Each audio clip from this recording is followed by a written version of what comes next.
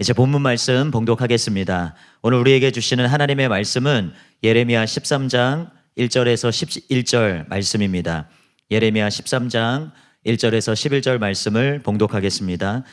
여호와께서 이와 같이 내게 이르시되 너는 가서 뱃띠를 사서 내 허리에 띠고 물에 적시지 말라 하시기로 내가 여호와의 말씀대로 띠를 사서 내 허리에 띠니라. 여호와의 말씀이 다시 내게 임하여 이르시되 너는 사서 내 허리에 띈 띠를 가지고 일어나 유브라데로 가서 거기서 그것을 바위 틈에 감추라 하시기로 내가 여호와께서 내게 명령하신 대로 가서 그것을 유브라데 물가에 감추니라. 여러 날 후에 여호와께서 내게 이르시되 일어나 유브라데로 가서 내가 내게 명령하여 거기 감추게 한 띠를 가져오라 하시기로 내가 유브라데로 가서 그 감추었던 곳을 파고 띠를 가져오니 띠가 썩어서 쓸 수 없게 되었더라. 여호와의 말씀이 내게 임하니라. 이르시되 여호와께서 이와 같이 말씀하시니라. 내가 유다의 교만과 예루살렘의 큰 교만을 이같이 썩게 하리라. 이 악한 백성이 내 말 듣기를 거절하고 그 마음에 완악한 대로 행하며 다른 신들을 따라 그를 섬기며 그에게 절하니 그들이 이 띠가 쓸 수 없음 같이 되리라. 여호와의 말씀이니라. 띠가 사람의 허리에 속함 같이 내가 이스라엘 온 집과 유다 온 집으로 내게 속하게 하여 그들로 내 백성이 되게 하며 내 이름과 명예와 영광이 되게 하려 하였으나 그들이 듣지 아니하였느니라. 아멘. 오늘은 이들순의 성의 강사이시며 수원 사랑하는 교회를 담당하고 계시는 이주선 목사님께서 하나님께 쓰임받는 인생, 이런 제목으로 말씀 전해 주시겠습니다. 목사님을 환영하고 또 하나님을 기대하는 마음으로 뜨거운 박수로 목사님 모시도록 하겠습니다.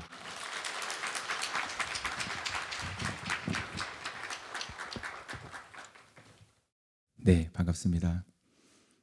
뒤에 앉아서 여러분들 보고 있는데 이런 생각이 들더라고요. 참 부럽다. 종종 단에 서긴 하는데 설 때마다 느낍니다. 참 거기 앉으셔서 말씀 듣고 은혜 받는다는 게 얼마나 큰 복인가 그런 생각을 합니다. 기대하기는 하나님께서 말씀을 전하는 사람이나 받는 우리들이나 전부 다 하나님 크신 은혜로 우리를 사로잡아 주시기를 기대합니다. 예, 오늘 목사님께서 소개해 주신 대로 하나님께 쓰임받는 인생, 이런 제목으로 말씀 나누도록 하겠습니다. 옷이나 가방처럼 사람들이 자주 사용하는 물건들은요, 그 물건의 쓰임새에 따라서 가치가 결정됩니다. 얼마나 튼튼한가, 또 실용적인가, 혹은 그 디자인이 얼마나 사람들의 이목을 집중시키는가, 그래서 실제로 그 주인이 그 물건이 그 주인에게 얼마나 실제로 사용 가치가 있느냐에 따라서 그 물건의 가격이 매겨지게 되죠. 제가 특별히 옷에 관심이 있는 것은 아니지만 설교를 위해서 인터넷 자료를 좀 찾아봤습니다. 인터넷에서 두어 달쯤 전에 국내 한 브랜드의 옷이 세간에 화제가 된 적이 있어요. 재계에서는 패셔니스타로 통한다고 하더라고요. 이부진 신라호텔 사장이 대학생들을 만난 자리에서 입고 나온 회색 톤의 투피스였습니다. 재벌 3세인데다가 대기업 사장님이 입은 옷이라서 모두들 고가의 명품으로 생각하기가 쉬웠는데 무려 가격이 11만 9,700원이었습니다. 살만하죠, 그 정도면? 예. 요즘에 시급이 10,000원이니까 하루만 열심히 일해도 살 수 있는 그런 정도의 옷입니다. 이부진 사장이 이 옷을 입은 사진이 언론에 공개되면서 이 옷의 판매량이 무려 300배가 늘어났다고 합니다. 그리고 해당 쇼핑몰의 방문자 수가 폭증했다고 합니다. 그 옷의 실용성이나 디자인 전혀 변화가 없었어요. 그런데 그 옷의 가치가 갑자기 크게 올라가 버린 거예요. 이유는 딱 한 가지입니다. 그 옷을 입은 주인 때문이에요. 보통 우리가 옷이 날개다 이런 말을 하죠. 옷이 사람을 빛나게 해주는데 이건 반대입니다. 주인이 오히려 옷을 빛나게 해준 경우입니다. 사람들은 저마다 자신의 가치를 높이기 위해서 애쓰지요. 사회적인 지위를 얻고자 노력하고 또 재산을 모으는 일에 힘을 쓰는 사람들이 꽤 많습니다. 자신이 좋은 교육을 받을 뿐만 아니라 자녀들에게 좋은 교육을 해주고 싶어하는 부모들, 여기 계신 분들 대부분일 겁니다. 왜냐하면 그것이 그 사람의 가치를 올려준다고 생각하기 때문이죠. 사람의 외모 관리 역시 사람의 가치를 올려주는 중요한 방법 중에 하나입니다. 이 모든 것들이 전부 다 자신의 가치를 높이기 위한 사람들의 노력입니다. 그러나 정말 우리가 한번 생각해 봅시다. 정말 이러한 노력들이 그 사람의 본질적인 가치를 올려줄까? 도대체 사람의 본질적인 가치라는 것은 어디에서 비롯하는 것일까? 이사야에 보면 이런 말씀이 있습니다. 2장 22절이죠. 너희는 인생을 의지하지 말라. 그의 호흡은 코에 있나니 세말 가치가, 세어볼 가치가 어디 있느냐? 사람이 아무리 잘난 척을 해보아도요, 결국 유한한 이 육신 안에 우리가 갇혀서 사는 존재일 뿐이라는 말씀이에요. 그냥 하나님이 코를 좀 잠깐만 막아서 숨만 몇 분만 못 쉬게 해도요, 그냥 끝나는 게 인생입니다. 여러분 육신만 그렇습니까? 여러분 인간은 영적으로도요, 완전히 파산한 존재들이에요. 우리는 영적으로 정말로 무능한 존재들입니다. 예레미야 13장 23절이죠. 구스인이 그의 피부를, 표범이 그의 반점을 변하게 할 수 있느냐? 할 수 있을진데 악에 익숙한 너희도 선을 행할 수 있으리라. 이 말씀이 보여주는 대로요, 하나님이 보시기에 우리 인생들은 본질상 죄인이기 때문에 우리 자신의 힘으로는 절대 의인이 될 수 없습니다. 그래서 사람의 눈으로 보면요, 우리가 좋은 사람이 있고 나쁜 사람이 있어요. 어리석은 사람이 있고 지혜로운 사람이 있습니다. 멋진 사람, 그렇지 못한 사람이 분명히 사람들 눈에는 구별이 돼요. 그런데 하나님 보시기에는요, 이런 구분이 무의미합니다. 그냥 하나님 보시기에 다 우리는 죄인이에요. 아무것도 아니죠. 여러분, 그런 우리 인생들이 존귀하게 가치 있게 될 수 있는 방법이 있을까? 상당히 회의적이지 않습니까? 우리가 우리 자신을 생각해 볼 때 우리가 정말로 가치 있는 존재가 되는 것이 가능할까? 상당히 우리가 회의적입니다. 그러나 결론부터 말씀드립니다. 우리가 누구에게 쓰임받느냐에 따라 그건 달라질 수 있다는 거예요. 대기업 사장님이 입어서 가치가 올라가 버린 그 옷처럼 우리가 누구에게 사용되느냐에 따라서 우리 인생의 가치가 결정되는 것입니다. 얼마 전에 제가 성경을 읽어나가는 중에 오늘 본문 말씀을 딱 다다랐는데 갑자기 눈물이 막 쏟아지는 거예요. 주님의 분명한 음성이 이 본문을 통해서 제 양심에 깊이 들려왔기 때문입니다. 주님께서 저를 얼마나 귀중하고 영광스러운 존재로 만들어 주려고 시도하셨는가. 그 하나님의 마음이 너무나 느껴졌어요.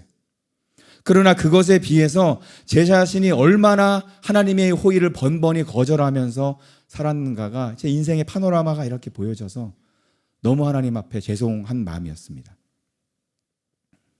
오늘 저는 여러분과 함께 이 본문의 말씀을 찬찬히 살펴보면서 하나님께서 우리 각자에게 어떤 마음을 가지고 계시는가, 그걸 좀 다시 한번 새겨봤으면 좋겠습니다. 하나님의 마음을 알아야 우리가 그것에 제대로 반응할 수 있잖아요.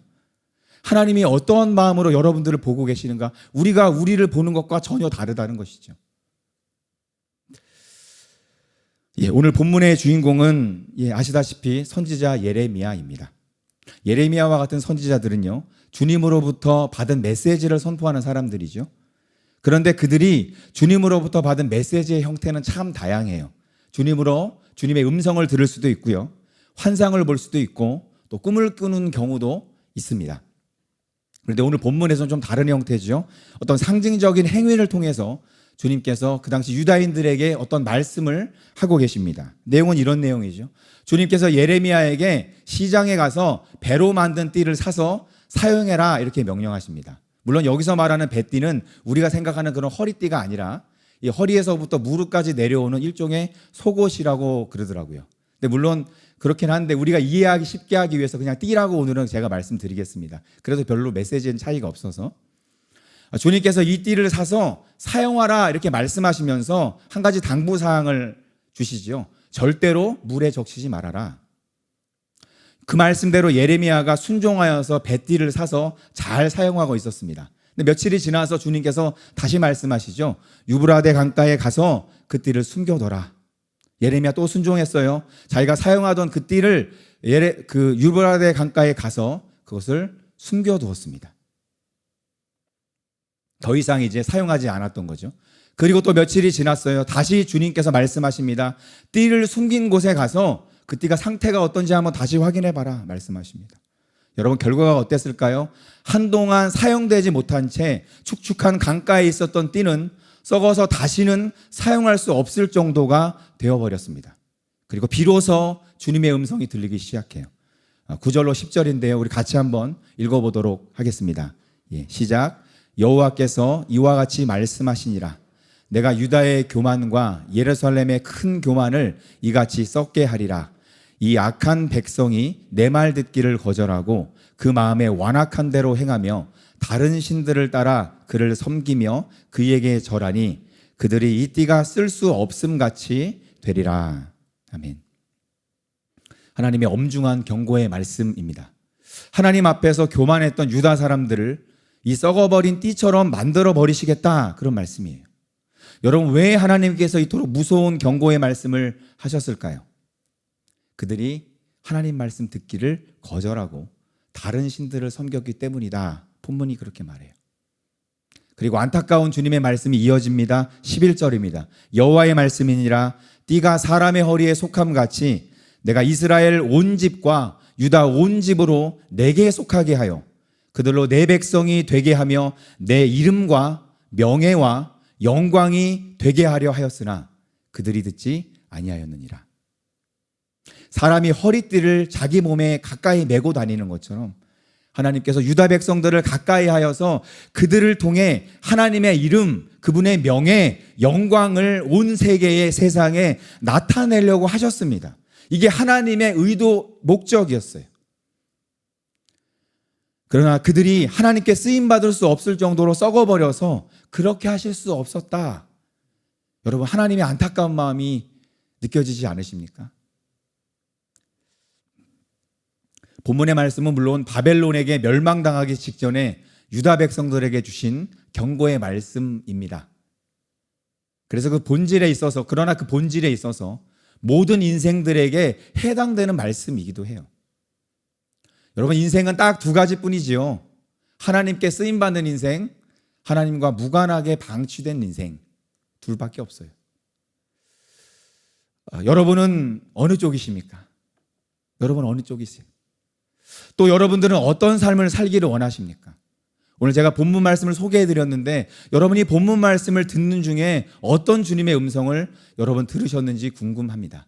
세 가지로 오늘 말씀을 좀 나눠보려고 합니다. 첫 번째로 한번 따라해 보겠습니다. 우리는 하나님께 쓰임받기를 갈망해야 합니다. 누군가가 여러분의 이름을 불러주고 여러분을 필요로 한다면 여러분 마음이 어떠실 것 같으세요? 그 정도가 너무 지나치면 부담될 수 있어요. 이렇게 설교하는 사람들 특히 그래요. 근데 그럼에도 불구하고 그래도 아무도 여러분을 불러주지 않은 편보다는 그게 훨씬 좋을 겁니다. 누군가 여러분을 찾아준다는 것, 누군가 여러분들을 필요로 한다면 그게 참 영광스럽다라고 느낄 수도 있습니다. 사람은 누군가가 불러주고 누군가가 찾아줄 때 자신이 가치 있다고 느낄 수 있습니다. 그런데 여러분, 사람들이 찾아줘도 영광스러운데 만왕의 왕이신 하나님께서 여러분을 찾아주시고 여러분의 이름을 불러주신다면 여러분, 그처럼 영광스러운 게 또 어디 있겠습니까? 요즘에 제가 자꾸 감성적으로 바뀌는 것 같아요. 그래서 우리 말씀을 준비하는데 어떤 시가 생각났습니다. 김춘수 시인의 꽃이라는 유명한 시, 여러분 아시죠? 오늘부터 아시기 바랍니다. 예. 내가 그의 이름을 불러주기 전에는 그는 다만 하나의 몸짓에 지나지 않았다. 내가 그의 이름을 불러주었을 때 그는 나에게로 와서 꽃이 되었다. 우리들은 모두 무엇이 되고 싶다. 너는 나에게, 나는 너에게 잊혀지지 않는 하나의 눈짓이 되고 싶다. 막 간지러우신가요? 낯간지러우신가요? 여러분, 이 시를 그냥 한 시인의 시다 생각하지 마시고 주님께서 여러분들에게 하는 고백이라고 생각해 보세요. 주님이 여러분들을 그렇게 부르고 계신 거예요. 너는 꽃이다. 그냥 들꽃, 들에 핀 꽃, 그래서 이름도 모른 채 그냥 없어지는 그런 꽃이 아니라 내가 가장 아끼고 내가 가장 가까이에 두고 싶은 그러한 꽃이야. 주님이 여러분을 그렇게 불러주신다면 어떤 일이 벌어져요? 그때 비로소 우리가 가치 있게 되는 거예요. 아, 내가 이토록 귀한 존재였구나. 내가 뭘 가져서, 내가 뭘 뛰어나서 그래서 내가 가치 있는 게 아니라 주님이 불러주시기 때문에 그래서 가치 있는 거예요. 내 자신으로는 아무것도 아니지만 나를 불러주시고 주님의 그 일에 나를 사용해 주시는 하나님 때문에 그때 비로소 우리가 귀한 존재가 되는 거예요. 여러분, 우리가 초라한 인생이 되느냐 아니면 빛나고 존귀한 인생이 되느냐, 이걸 결정하는 건 하나님께 쓰임받느냐 쓰임받지 못하느냐, 여기에 달려 있어요.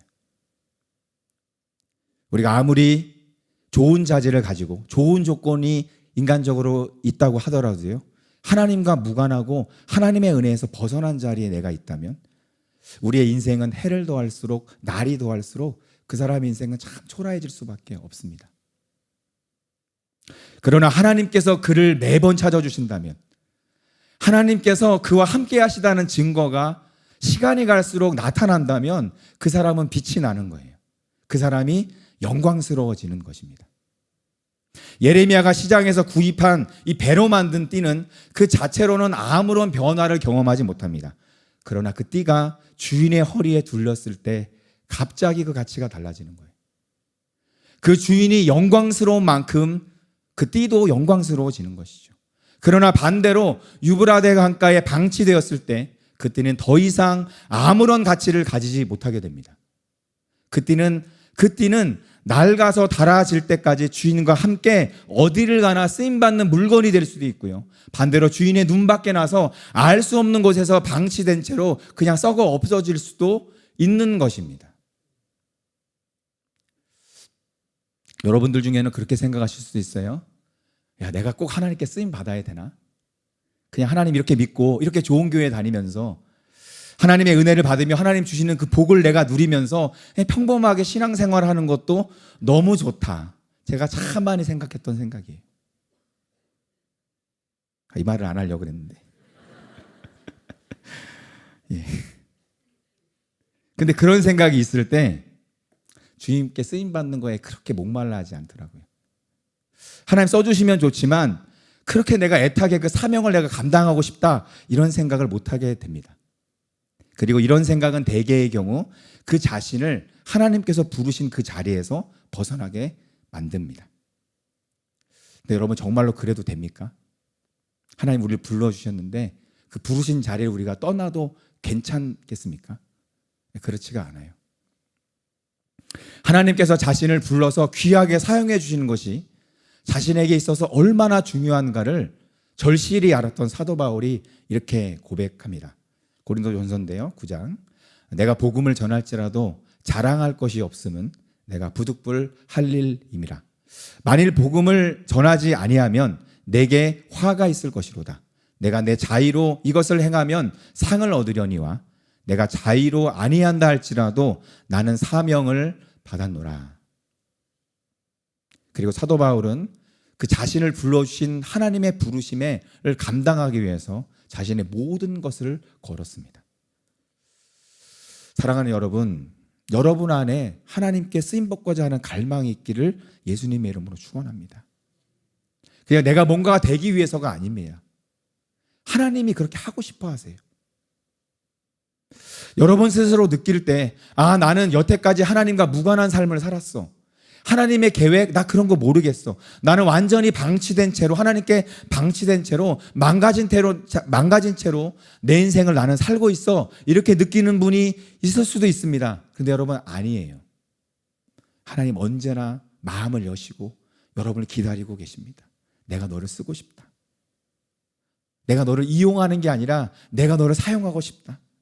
나의 영광이 너를 통해서 나타나서 너도 존귀하게 되는 걸 내 아버지는 내가 원하기 때문이다.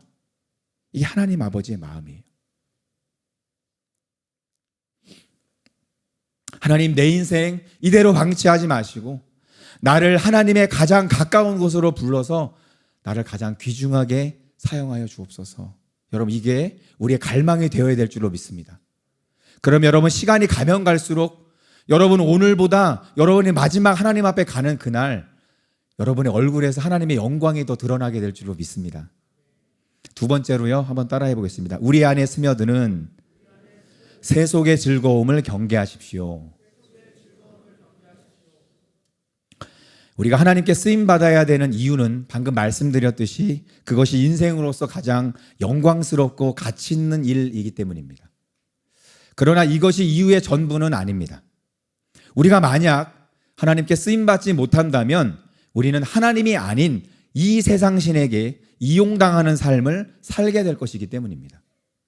여러분, 영적인 세계에는 중립지대가 없다라는 말씀을 제가 드리고 있는 거예요. 하나님 아니면 마귀입니다. 오늘 본문 말씀 바로 뒤에는 그러므로 라는 말로 시작되는 또 다른 예언의 말씀이 이어져요. 그러므로 라는 접속사가 보여주는 것처럼 지금 소개해드리는 이 내용은 하나님께 쓰임받지 못한 인생, 하나님이 방치해버린 공동체가 어떻게 되는지를 보여주는 그런 예언의 말씀입니다. 제가 읽겠습니다. 12절로 14절인데요. 그러므로 너는 이 말로 그들에게 이르기를 이스라엘의 하나님 여호와의 말씀에 모든 가죽 부대가 포도주로 차리라 하셨다 하라. 그리하면 그들이 내게 이르기를 모든 가죽 부대가 포도주로 찰 줄을 우리가 어찌 알지 못하리요 하리니 너는 다시 그들에게 이르기를 여호와의 말씀에 보라 내가 이 땅의 모든 주민과 다윗의 왕위에 앉은 왕들과 제사장들과 선지자들과 예루살렘 모든 주민으로 잔뜩 취하게 하고 또 그들로 피차 충돌하여 상하게 하되 부자 사이에도 그러하게 할 것이라. 내가 그들을 불쌍히 여기지 아니하며 사랑하지 아니하며 아끼지 아니하고 멸하리라 하셨다 하라. 여호와의 말씀이니라. 주님께서 예레미야에게 모든 가죽 부대에는 포도주가 가득 채워진다라는 당시의 속담을 사람들에게 말해주라 이렇게 명령하셨어요. 그러면 사람들은 이렇게 반응할 거라는 거죠. 당연히 가죽 부대에 포도주가 담기지 뭐가 담기겠어? 그거 몰라서 우리가 그걸 모른다고 생각하십니까? 이렇게 무심하게 반응할 거라는 거예요. 그러면 다시 말해주라는 겁니다. 그게 바로 너희들의 미래가 될 거다. 사람들이 술에 취해 방탕한 삶을 살고 그로 인해 다툼이 일어나면서 서로를 해치게 될 것이다. 그런 예언의 말씀입니다. 심지어 가장 가깝고 서로 사랑해야 될 아버지와 아들이 서로 충돌하여서 항아리가 깨지는 것처럼 가죽 부대가 부딪히는 것처럼 서로 충돌하여서 서로를 해치게 될 것이다. 그것이 너희 유다의 미래가 될 것이다. 그 말씀을 엄중하게 선포하라고 말씀하십니다. 여기서 멸하리라 라고 번역된 단어는 앞에서 지금 설명해 드린 이 띠가 썩는다 라고 할 때 썩다라랑 똑같은 단어예요.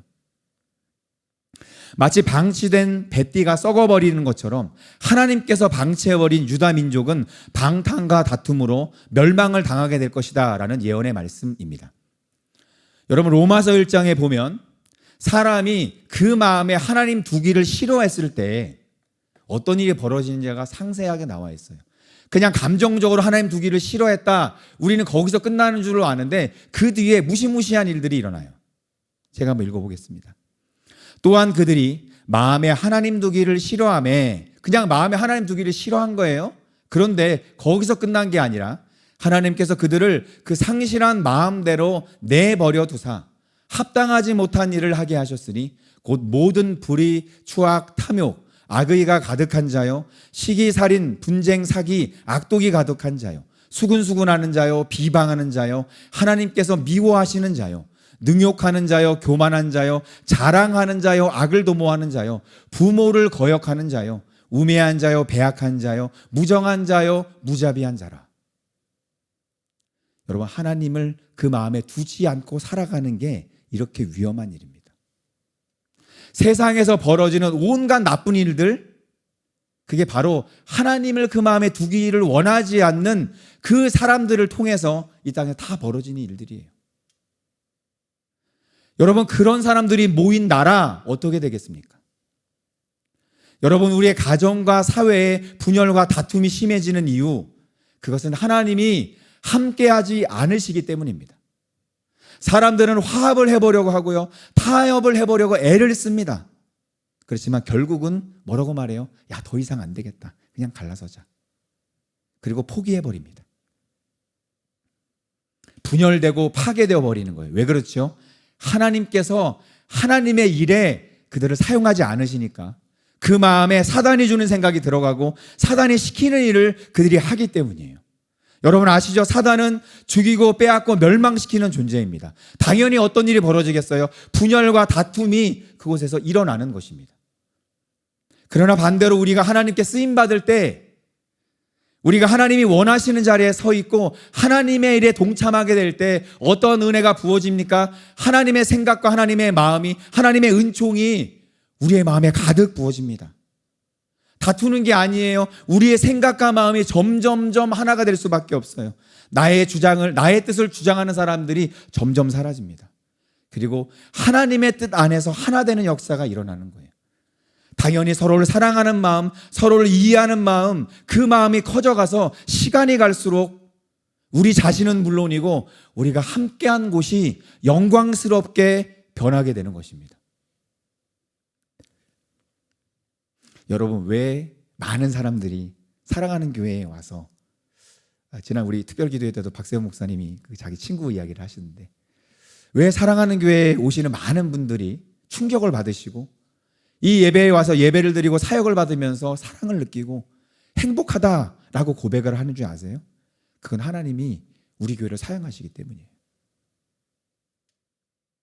우리가 하나님 마음에 하나님 두기를 원하기 때문에 하나님이 임하여 주시고 하나님이 우리를 사용하시기 때문에 여기에는 우리 목회자들과 사역자들과 우리 모든 성도님들을 사용하시기 때문에 그분들이 와서 충격을 받고 하나님을 느끼는 것입니다. 우리는 모두 다 가죽 부대일 뿐입니다. 우리 안에 무엇이 담기느냐에 따라 우리는 존귀한 존재가 될 수도 있고 초라한 존재가 될 수도 있는 것이지요. 그래서 우리가 갈망해야 돼요. 주님, 제발 저를 방치하지 말아주세요. 주님, 저도 주님의 일에 좀 끼워주세요. 저에게 주님의 뜻을 말씀하시고 주님의 일에 나도 쓰임받는 그런 사람 되기 원합니다. 이게 우리의 기도여야 해요.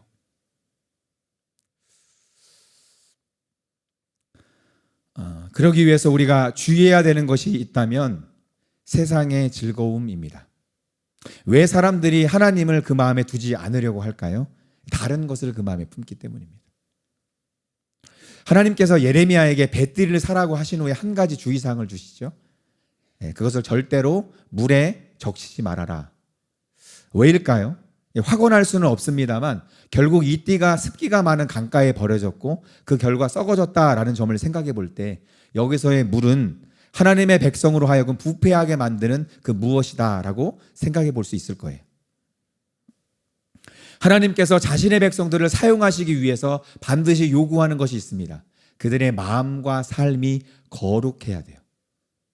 하나님을 위해서, 하나님께서 명하시는 일을 위해서 늘 그 마음이 구별되어 있어야 된다. 그 생각이 구별되어 있어야 된다. 그 말씀입니다. 그렇지 않고 세상의 것들로 그 마음을 채워버리게 되면 정작 하나님이 부르실 때, 하나님께서 불러서 사용하고자 하실 때 그가 엉뚱한 반응을 하게 될 거예요. 그래서 야고보 사도는 하나님 앞에서의 경건, 다시 말해서 거룩한 삶에 대해서 이렇게 짤막하게 이야기를 합니다. 야고보서 1장입니다. 누구든지 스스로 경건하다 생각하며 자기 혀를 재갈 물리지 아니하고 자기 마음을 속이면 이 사람의 경건은 헛것이라. 하나님 아버지 앞에서 정결하고 더러움이 없는 경건은 자기를 지켜 새 속에 물들지 아니하는 그것이니라. 우리는 다른 기준을 가지고 자신이 정결하다, 거룩하다 착각해서는 안 돼요. 자신이 얼마나 기도를 많이 했는가, 자신이 얼마나 신앙생활의 외형을 잘 갖추고 있는가, 자기가 얼마나 특별한 직분을 받았고 자기가 얼마나 과거에 특별한 체험을 했는가, 이런 것을 붙잡으면서 그러니까 난 특별해, 하나님께 구별된 사람이야 라고 생각하면 그 생각이 다 헛것이다 라는 것이죠. 근데 진짜 거룩, 진짜 경건은 뭐라고 여기서 말해요? 자기를 지키는 겁니다. 자기를 새 속에 물들지 아니하게 하는 거예요. 세상은 끊임없이 신자들의 눈과 귀를 사로잡으려고 하지요. 육신을 즐겁게 하고 마음을 기쁘게 하는 것들로 계속 유혹을 합니다. 그리고 그것들을 계속해서 탐닉하게 만들려고 해요. 처음에는 그냥 취미생활로 시작한 것이 나중에는 그 사람을 집어삼켜버립니다. 새 속에 물들어 버리는 거죠. 물론 이런 것들이 그 자체로 다 나쁘다, 그런 극단적인 말씀 드리는 거 아닌 거 아실 겁니다. 하나님께서는 우리를 사랑하시기 때문에 많은 좋은 것들을 누리도록 선물을 주시는 분이세요. 그러나 적어도 하나님께서 우리를 사용하고자 하실 때 우리는 기꺼이 이런 것들을 우리 마음에서 내려놓는 결단이 있어야 돼요. 우리의 마음이 세상의 즐거움에 물들어서 주님이 부르시는데도 전혀 반응하지 않는 불상사가 생길 수도 있기 때문입니다. 마치 아이들이 재밌는 놀이에 빠져 있으면 부모가 아무리 불러도 전혀 대답하지 않잖아요. 우리가 지금 이 시기에는 이것을 주의해야 되는 거예요. 하나님이 이전에는 허용하셨던 것들도, 하나님이 괜찮다고 말씀하셨던 것도, 이제 하나님이 우리를 부르실 그 시점에 와서는 하나님 그것도 내려놓으라고 말씀하시는 거예요. 하나님은 지금 여러분과 저를 모두 다 부르고 계십니다. 그분의 귀한 통로로 우리 모두를 가까이 하셔서 여호와 하나님의 영광을, 그분의 이름의 위대함을 세상에 드러내고자 하셔요. 진심입니다. 요즘에 특별기도회 그리고 매번 주옥 같은 말씀들이 교회에서 선포되는 걸 보면서 그런 마음이 간절히 드는 거예요. 하나님, 더 많은 하나님의 사람들이 일어나기를 원합니다. 하나님이 정말로 사용하실 수 있는 귀한 하나님의 사람들이 우리 교회 안에서, 목사님들 안에서, 사역자들 가운데서, 하나님 많은 성도님들 가운데서 일어나기를 원합니다. 하나님, 지금 있는 하나님의 사람들로 우리가 너무나 부족합니다. 엊그저께 우리 데니 목사님이 이렇게 말씀을 전하시는데 본인 스스로에 대해 이렇게 말씀하시는 게 충격이기도 했지만 제 마음속엔 다른 말로 들리더라고요. 너도 빨리 좀 죽어. 제발 너도 빨리 좀 죽어라. 내가 좀 사용할 수 있게. 더 많은 하나님의 사람을 하나님 필요로 하고 계셔요. 그게 하나님의 진심이고 하나님이 온 땅에 영광을 드러내셔야 되는데 그 통로들을 찾고 있는 것입니다. 우리가 게으를 수 없고 우리가 나태할 수 없고 세상에 마음을 줄 수 없는 이유가 그래서 그런 것입니다. 그래서 우리의 마음이 더 철저하게 구별되어야 됩니다. 여러분의 눈과 귀로 들어오는 것들을 주의하십시오. 세속에 여러분의 마음이 물들지 않도록 자기를 지키십시오.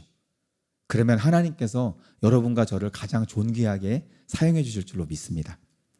세 번째로요, 한번 따라해 보겠습니다. 여러분의 영적인 귀를 점검하십시오.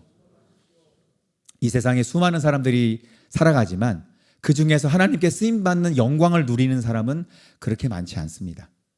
그래서 우리가 뭔가 그런 사람들은 특별한 사람들만, 원래 태생적으로 특출난 그런 사람들만 하나님 쓰신다라고 우리가 생각해요. 그러나 본문을 보면 그렇지 않습니다. 오늘 본문의 마지막 절이에요.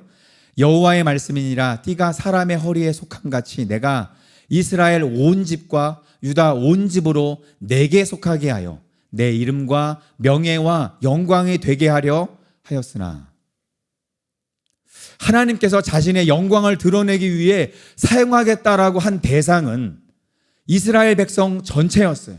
특별한 소수의 사람들이 아니었다는 겁니다. 그러면 우리는 당연히 이런 질문을 할 수 있죠.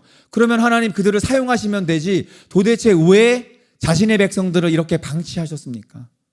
원래 계획하신 바대로 그들을 당신의 가장 가까이에 두시고 귀중하게 사용하시지 왜 그들을 그냥 버려두셨습니까? 그 이유를 10절의 말씀이 잘 보여주는데요. 제가 세 번역으로 읽어보도록 하겠습니다.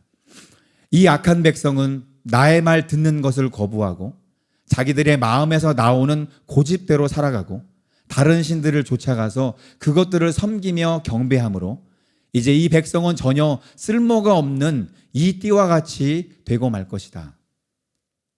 여러분, 하나님께서 그들을 방치하신 이유를 한마디로 말하면 그냥 말을 안 들어서예요. 말을 안 들어서. 방금 말씀에서는 듣기를 거부했다 이렇게 말하고 있죠. 여러분, 우리도 누군가가 우리의 조언을 전혀 안 듣고 자기 뜻대로만 하려고 하면 우리가 어떻게 하죠? 그냥 포기하죠. 우리가 할 수 있는 일이 아무것도 없기 때문이에요. 하나님 역시 마찬가지셨어요. 유다가 듣지 않으니까 그냥 방치하실 수밖에 없으셨던 겁니다. 그렇다면 왜 유다는 하나님의 말씀을 듣지 않았죠? 방금 읽어드린 말씀에는 고집대로 살아가고 라는 표현이 나와 있어요. 개역개정에서는 완악한 대로 이렇게 표현합니다. 그렇습니다. 우리에게 고집, 있을 때 아무리 좋은 말을 들려줘도요, 못 들어요. 영적인 귀가 가리워지는 이유는 바로 우리 안에 있는 고집 때문입니다. 우리 안에 어떤 고정된 생각이 자리를 잡게 되면 하나님의 음성은 들어올 여지가 없어요. 그냥 아예 그것은 생각도 안 합니다. 아예 생각도 안 해요. 우리는 요나라는 선지자에 대해서 잘 알지요. 구약에 등장하는 대부분의 선지자들이 하나님께 대해서 갖는 기본적인 태도가 있어요. 그것은 바로 순종입니다. 하나님 뭘 말씀하시는지 선지자들은 예 주님 이렇게 반응해요. 그러나 요나는 불순종의 대명사입니다. 하나님께서 아수르의 수많은 영혼들에게 긍휼을 베풀고자 하시는 그 뜻을 품으시고 그 일에, 그 귀중한 일에, 그 영광스러운 일에 사용하고자 하셨던 인물이 바로 요나였어요. 그러나 그는 그 고귀한 기회를 내팽개치고 하나님 앞에서 스스로 숨으려고 했습니다. 여러분 아시는 대로 요나는 일어나 니느웨로 가서 말씀을 선포하라 라는 하나님의 명령에 정반대로 행동하죠. 일어나서 배가 있는 욥바로 내려갑니다. 거기서 배로 다시 내려가요. 배에서도 배 밑창으로 또 내려갑니다. 그리고 오늘날의 스페인인 다시스로 도망을 가려고 해요. 왜 그런지 아세요? 그곳은 하나님의 말씀이 안 들리는 곳이라고 착각했던 거예요. 거기 가면 하나님이 더 이상 말씀하지 않을 거라고 생각했어요. 하나님에게서 숨으려고 했던 거죠. 왜 그래요? 유다의 원수가 되는 니느웨는 마땅히 벌을 받아야지 라는 이 고집스러운 생각을 그가 포기하고 싶지 않았기 때문입니다. 근데 자꾸 하나님이 말씀하시니까 듣고 싶지 않은 거예요. 제발 말씀하지 마세요, 하나님. 저 듣기 싫습니다. 사실 하나님은 상당히 자주 우리를 부르시죠. 우리의 귀를 열어서 하나님의 뜻을 알려주시고 우리가 그 뜻에 사용되기를 원하셔요. 그것이 우리 인생에게 가장 영광스럽기 때문입니다. 그것이 우리 인생에 가장 유익이 되기 때문이에요. 그러나 우리들 중에 많은 분들이 그분의 음성을 잘 듣지 못합니다. 아니 듣기는 듣는데 못 들은 척하는 경우도 있어요. 왜냐하면 하나님의 음성은 지극히 육신적인 우리의 생각과 반대가 되기 때문입니다. 예레미야 13장 9절로 10절에 이렇게 말해요. 여호와께서 이와 같이 말씀하시니라 내가 유다의 교만과 예루살렘의 큰 교만을 이같이 썩게 하리라. 이 악한 백성이 내 말 듣기를 거절하고 그 마음에 완악한 대로 행하며 다른 신들을 따라 그를 섬기며 그에게 절하니 그들이 이 띠가 쓸 수 없음 같이 되리라. 유다는 자신들에게 부와 귀를 가져다 줄 것이라고 믿는 이방 신들을 자신들의 마음과 눈앞에 두었어요. 그리고 그것을 끝끝내 포기하지 않았습니다. 그걸 고집했죠. 그들의 귀는 막혔고 주님 앞에서 방치되어서 쓰임받지 못했습니다. 유다인들만 그럴까요? 우리 역시 마찬가지 아닙니까? 사람들은 저마다 자신이 좋은 것이라 믿는 것을 위해 살아갑니다. 기업인들은 돈을 벌기 위해 열심히 살아가죠. 어떤 사람들은 권력의 맛에 취해 그것을 누리기 위해서 최선을 다해 살아갑니다. 어떤 사람은 가정의 행복이 인생의 목표예요. 배우자와 자녀들을 기쁘게 하기 위한 이 다소 건전한 그런 것을 목표로 살아가는 그런 사람도 있습니다. 또 어떤 사람들은 특정한 정치 신념이나 사상을 고집스럽게 붙잡는 경우도 있어요. 좀 더 가볍게는 특정한 취미 생활에 자신의 인생을 거는 사람도 있습니다. 문제는 이 모든 것이 사실상 우상이 되어서 하나님이 부르실 때 그 소리를 듣지 못하게 만든다는 바로 그 사실이에요. 하나님 이것만은 포기할 수 없습니다. 이것만은 내려놓지 않을 거예요. 제발 이것에 대해서 아무 말씀하지 마세요. 이렇게 하나님께 항변하는 거죠. 안타까운 마음으로 하나님이 다시 부르시고 다시 말씀하시지만 그때마다 번번이 하나님 거절당하시죠. 그러면 나중에 하나님이 아예 부르지 않으실 수도 있습니다. 이 중요한 문제를 해결하지 않은 채 많은 사람들이 사역의 자리에서 주님을 섬기겠다고 나서요. 그리고 하나님께서 계시지 않는 곳, 하나님께서 인도하시지도 않은 곳인데 자기의 일, 자기의 만족을 위해서 사역을 하면서 인생을 낭비하는 사람들이 얼마나 많은지 모릅니다. 그러나 우리가 우리의 꿈이라고 여기는 것들을 진짜로 내려놓을 때 주님은 비로소 우리에게 말씀하실 수 있습니다. 그리고 그분이 가시는 곳마다 우리를 데리고 가실 거예요. 그분이 가는 곳마다 함께 하시면서 우리를 귀중하게 사용해 주실 줄로 믿습니다. 사랑하는 여러분, 여러분들이 추구하고 있는 것들에 대해서 잠시 좀 생각해 보세요. 어제도 추구했고 오늘도 추구했고 한 달 전에도 1년 전에도 10년 전에도 한결같이 추구해 오면서 한 번도 의심하지 않았던 게 있으면 한번 다시 생각해 보세요. 그것이 정말로 주님으로부터 온 꿈인가? 만약 그것이 주님께서 내게 원하시는 목표가 아니라면 멈추어 서서 주님께 도움을 구하세요. 그분이 여러분의 삶을 통해 이루고자 하시는 꿈이 무엇인지를 그리고 물어보셔야 됩니다. 그러면 주님이 도우실 거예요. 그분은 여러분들을 인도하여서 가장 영광스럽고 아름다운 삶을 살게 하실 줄로 믿습니다. 그래서 여러분 모두가 아름답게 주님께 쓰임받는 복된 여러분 되시기를 예수님의 이름으로 축원합니다. 예, 말씀을 맺겠습니다. 찬송가 355장은 부름받아 나선 이 몸이라는 찬송가가 있어요. 가사를 제가 좀 읽어드리겠습니다. 부름받아 나선 이 몸 어디든지 가오리다. 괴로우나 즐거우나 주만 따라 가오리니 어느 누가 막으리까 죽음인들 막으리까 어느 누가 막으리까 죽음인들 막으리까 아골골짝 빈들에도 복음 들고 가오리다. 소돔 같은 거리에도 사랑 안고 찾아가서 종의 몸에 지닌 것도 아낌없이 드리리다. 종의 몸에 지닌 것도 아낌없이 드리리다. 존귀 영광 모든 권세 주님 홀로 받으소서. 멸시천대 십자가는 제가 지고 가오리다. 이름 없이 빛도 없이 감사하며 섬기리다. 이름 없이 빛도 없이 감사하며 섬기리다.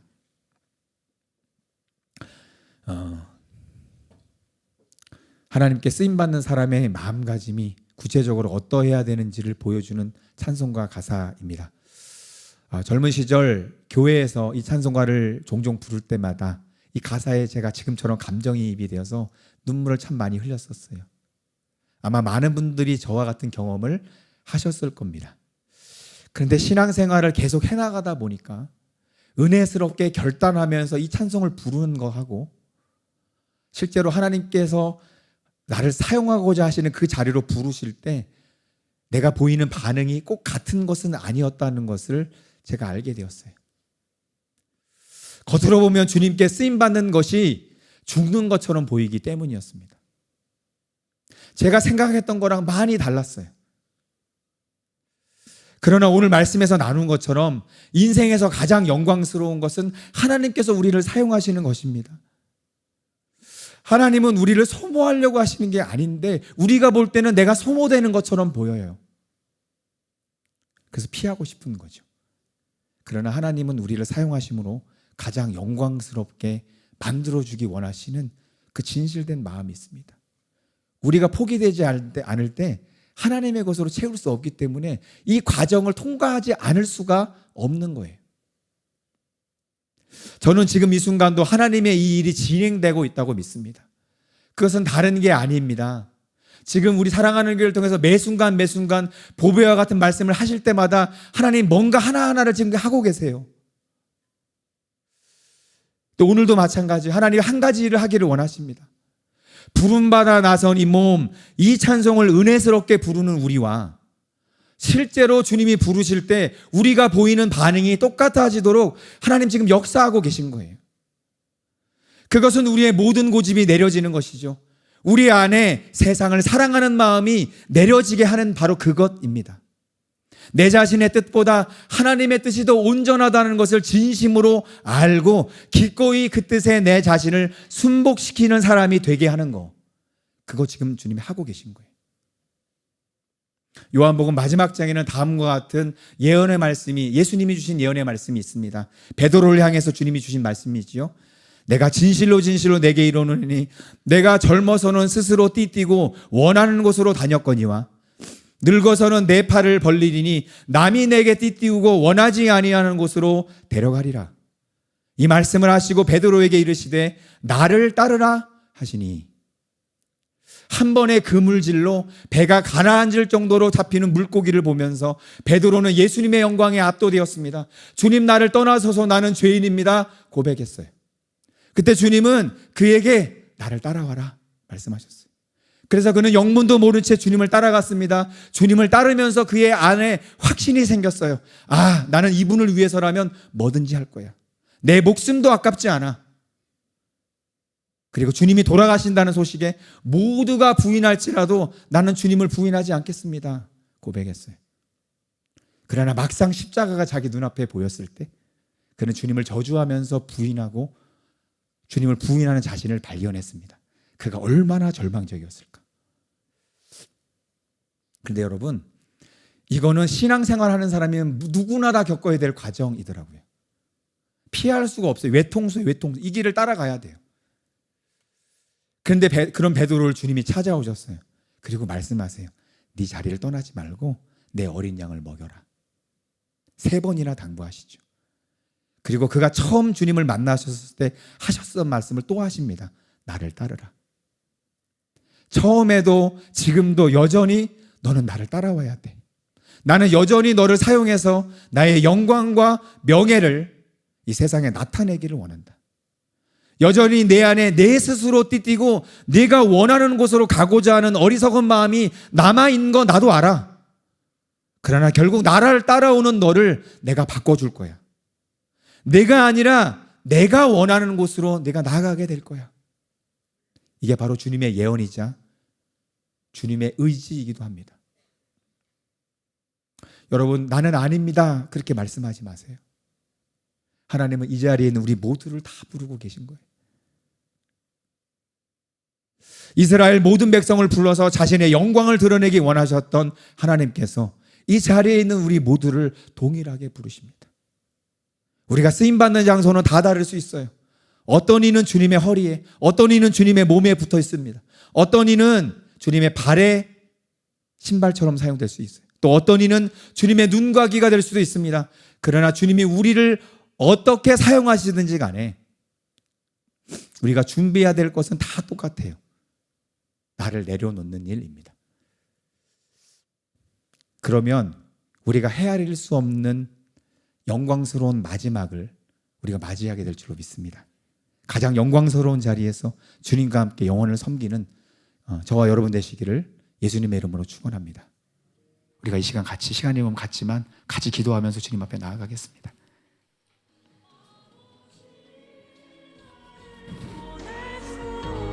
하나님,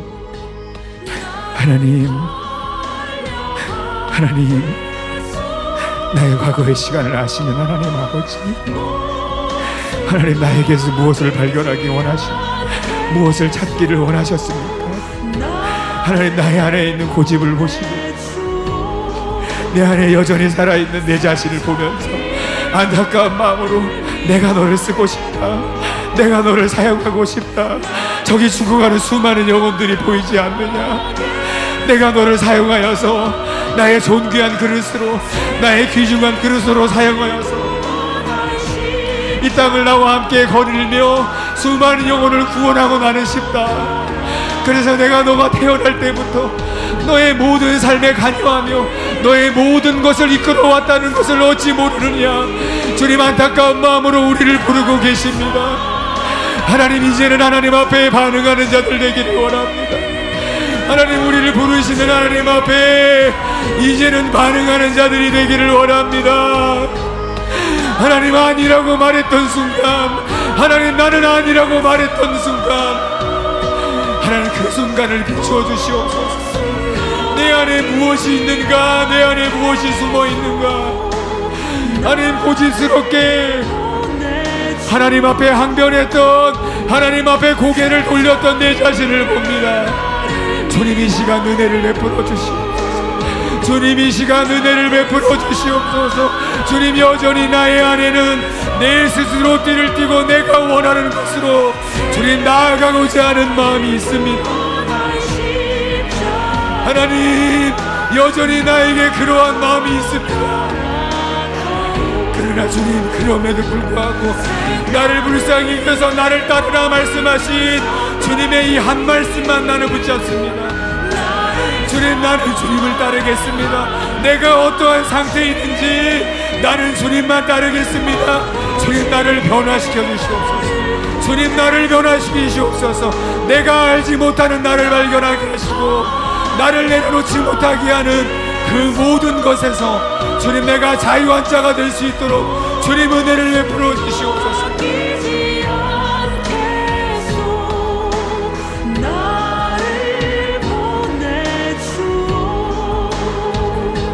주님 이 시간 우리가 주님 앞에 나아갑니다. 주님 이 시간 우리가 주님 앞에 나아갑니다. 주님이 아니시면 안 되는 것을 우리가 너무나 압니다. 아버지 나의 지난 시간을 아시지 않습니까? 아버지께서 나에게 어떠한 선한 계획을 가지셨는가? 아버지께서 얼마나 아름다운 계획으로 나를 부르셨는가? 그러나 번번이 하나님 나의 대답은 노였습니다. 그러나 주님 나는 번번이 아버지 앞에 아니라고 말씀드렸습니다. 주님 너무나 죄송하여 고개를 들 수 없지만 그럼에도 불구하고 주님의 말씀을 붙잡습니다. 주님 내가 내 스스로가 원하는 것이 아니라 주님이 원하시는 곳으로 기꺼이 나아가는 자 되게 하여 주시옵소서. 기꺼이 나아가는 자가 될 수 있도록 주님 은혜를 베풀어 주시옵소서. 주님 은혜를 베풀어 주시옵소서. 주님 죽어가는 영혼들을 사랑하시고 이 사랑하는 교회에 우리를 불러주시고 한량없는 주의 은혜로 우리에게 베풀어 주신 주님, 우리가 주님의 그 마음을 믿습니다. 주님의 그 진실된 말, 영혼들을 사랑하셔서 우리의 각자에서 주님을 섬기기를 원하시는 하나님 아버지, 이 시간 우리가 우리의 자리에 굳게 서 있겠습니다. 주님 나의 자리를 피하지 아니하고 주님이 나를 부르신 그 자리에 굳건히 서서 주님을 섬기는 자 되게 하여 주시옵소서. 주님을 섬기는 자 되게 하여 주시옵소서. 이름 없이 빛도 없이 감사하며 섬기리다. 이름 없이 빛도 없이 감사하며 섬기리다. 주님 우리가 주님을 섬길 때 주님 사람들을 바라보지 아니하고 하나님 자신을 바라봅니다. 하나님 우리를 보고 계신 하나님 아버지를 바라봅니다. 하나님 그래서 하나님 이름 없이 빛도 없이 주님을 감사하며 섬기는 것, 하나님 이것이 우리의 태도가 되기를 원합니다. 이것이 우리의 삶의 태도가 되기를 원합니다. 주님 언제나 우리의 마음에 꽂기를 원했던가. 그래서 더 이상 우리에게 말씀할 수 없으셨고 하나님 아버지 그 안타까운 마음 이제 우리가 조금 깨닫습니다. 마음을 열어 주님이 이제 하나님의 그 마음을 우리의 마음 안으로 받아들입니다. 아버지 주님과 함께라도 주님이 같이 하신다면 악을 골자 긴들이라도 하나님 그것이 꽂기임을 깨닫게 하여 주시옵소서. 주님이 함께 하신다면, 주님이 나의 손을 잡아주신다면, 주님이 나를 영광의 통로로 사용해 주신다면 하나님 그 자리가 하나님 가장 아름다운 하나님의 나라가 될 것임을 알게 하여 주시옵소서. 하나님 저 아프리카가 기다리고 있습니다. 온 열방이 기다리고 있습니다. 하나님 우리가 그 자리에 준비되는 자들 되게 하여 주시옵소서. 주님 이제 몇 명의 소수의 사람으로 하나님 이토록 놀라운 일을 행하셨다면 우리가 내려지고 우리가 깨어질 때 주께서 어떠한 일을 행할 수 있으시겠습니까? 아버지 이 비전을 우리가 품습니다. 주님 우리가 이 비전을 품으며 주님 앞에 나아가는 자 되게 하소서. 하나님 내 안에 갇혀져 있는 나의 생각이 깨어지고 하나님의 뜻을 보게 하소서. 하나님의 비전을 보게 하소서. 하나님께서 이 교회를 통하여 이루기 원하시는 담임 목사님을 통하여서 주님이 이루기 원하셨던 그 비전을 보게 하소서. 동일한 마음으로 보게 하소서. 하나님 그때 비로소 우리가 우리를 내려놓을 수 있을 것입니다. 그때 비로소 우리가 우리를 내려놓을 수 있을 것입니다. 성령님 이 시간 우리를 주장하시옵소서. 우리의 마음의 눈을 밝혀주시옵소서. 우리의 마음의 눈을 밝혀주시옵소서. 주님 나를 방치하지 마시옵소서. 주님 나를 방치하지 마시옵소서. 주님의 귀중한 자리로 주님 나를 불러주시옵소서. 주님 불러주시옵소서. 한량없는 주의 은혜로 우리를 우리를 덮어 주시옵소서. 주님의 놀라운 은총으로 우리를 붙잡아 주시옵소서. 주님, 우리가 한마음 한뜻이 되기 원합니다. 주님, 우리가 한마음 한뜻이 되기를 원합니다. 우리 안에 하나님 아닌 다른 것을 품었던 것들, 우리 안에 하나님 아닌 다른 것을 원했던 마음들, 주님 이 시간 깨뜨려 주시옵소서. 주님 이 시간 깨뜨려 주시옵소서. 진실로 주께 헌신된 마음, 진실로 주께 구별된 마음, 주님 우리가 이것을 원합니다. 이것을 원합니다. 주님이 이제 우리의 고개를 돌려서 주의 음성 앞에 반응합니다. 주님, 우리를 부르실 때 주님 앞에 가장 먼저 달려가는 자 되게 하소서. 주님, 우리를 부르실 때 가장 먼저 예수님 내가 여기에 있습니다 말하는 자 되게 하여 주시옵소서. 말하는 자 되게 하여 주시옵소서. 그래서 주께서 진실로 원하시는 놀라운 은혜가 나의 삶을 통하여 이루어지게 하여 주시옵소서. 주님, 우리의 삶을 영광스럽게 하기를 기뻐하신 하나님 아버지, 아버지, 나의 지난날 이제 그 모든 것은 끝이 났습니다. 이제 우리의 매일 주님과 함께 영광으로 나아가겠습니다. 우리의 매일의 삶이 주님과 함께 영광으로 나아가겠습니다. 날마다 주의 영광으로 덧입히시옵소서. 우리를 사용하심으로 말미암아, 우리를 사용하심으로 말미암아 주의 영광의 자리로 우리를 불러주시옵소서. 주의 은총의 자리로 우리를 불러주시옵소서. 그래서 주께서 진실로 이루기 원하셨던 주의 뜻이 우리를 통해 이루어지게 하여 주시옵소서. 주님이 온전히 이루신 그 귀한 날들을 바라봅니다. 그 아름다운 하나님의 나라를 바라봅니다. 이곳에 있는 주의 자녀들, 이곳에 있는 주의 백성들, 하나님께 붙어있어 주께 귀하게 사용되는 자들 되게 하여 주시옵소서. 되게 하여 주시옵소서.